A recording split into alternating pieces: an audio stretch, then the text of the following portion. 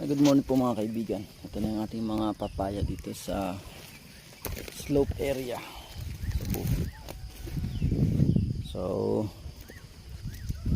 100 meters above sea level yung ating mga papaya dito. So yan yung dagat mga kaibigan. Ito naman ay part ng bundok syempre. Farm and sea life tayo dyan. Yan na po, ang lalaki na ng mga papaya natin.